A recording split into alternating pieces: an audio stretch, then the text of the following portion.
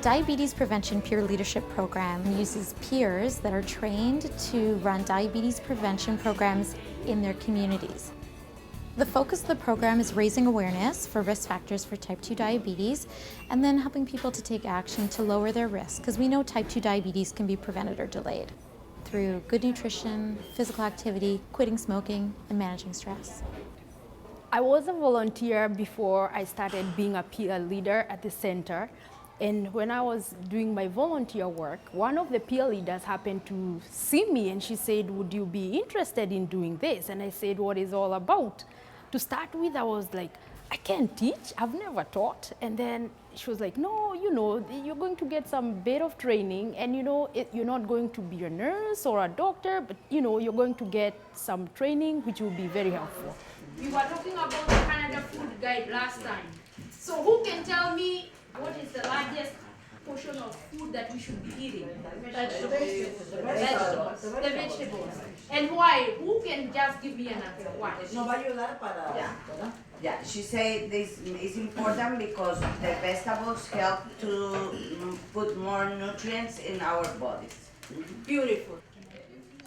When the people hear about a dietitian, they're like, "I don't need a dietitian." But for me as a peer leader, it's easier to have more people come to me because I'll start, it's just a normal talk.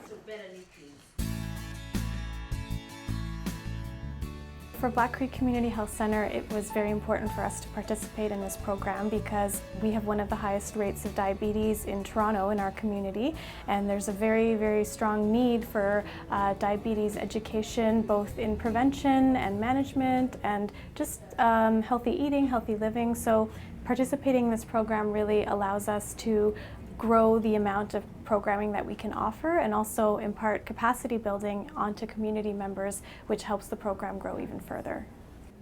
So the first thing that I enjoy and like was because I have the opportunity to communicate and engage all the community that we have around this area.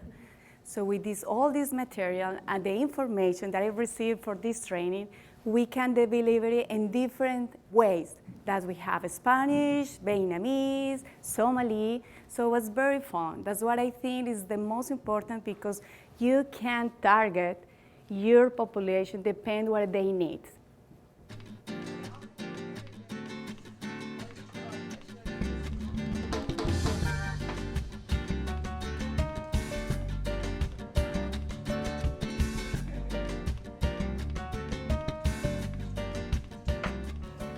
Esto a mí me ha ayudado muchísimo, muchísimo, porque ahora sé cómo comer.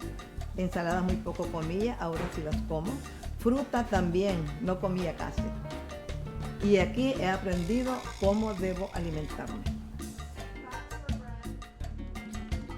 Lo bueno también, a pesar de las explicaciones que nos han dado cómo alimentarnos, recibimos el servicio de yoga, que es muy bueno también.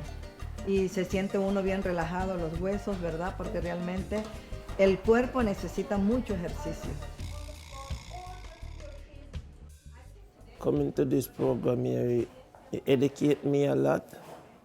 It helped me to control my diabetes and to keep the blood sugar up a normal rate. The dietitian them show me how to budget my diet, how to control certain things. I come here the first time and I set a goal and I continue to work on that goal, to be healthy and also cut down of the alcohol I was drinking and my smoking. So I'm progressing, step by step. There are people with have issues and addictions and homeless and all the community in this area. And now they learn in these sessions to cook easy things, tuna salads, cook a beans in a pot. When you see the change in this community, it's amazing because now the faces look different. They feel they have the encourage to continue to have a better life, right? Now they do exercise, they eat well, they drink water, they eat fruit, yes, and they can cook. My self-esteem was very, very low as a newcomer. You came with a lot of barriers. So in that moment I say, what am I gonna do? Can I work in my field? So in that moment I feel that this program was very useful for me because not only I learned how you can prevent diabetes type 2, I learned to improve my skills. I really appreciate this program because I can say right now when the people say how you can start your career in Canada, that I say the Peer Leaders Program opened the door for me in Canada.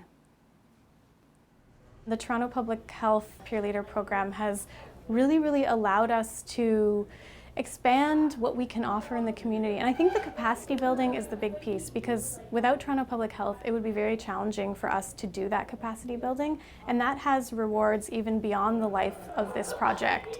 And it will be something that will sustain itself in the community because people can take that knowledge and run with it and do what they see fit.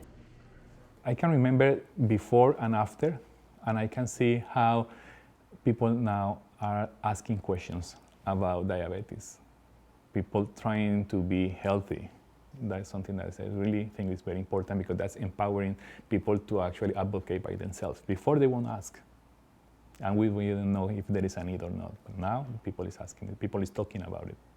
My mom, who's Kenyan, has gone to Kenya now, and she's also training people in the village how to eat well. So it started at home, and it has gone further, it has gone to friends, and it has gone to other people that I don't even know.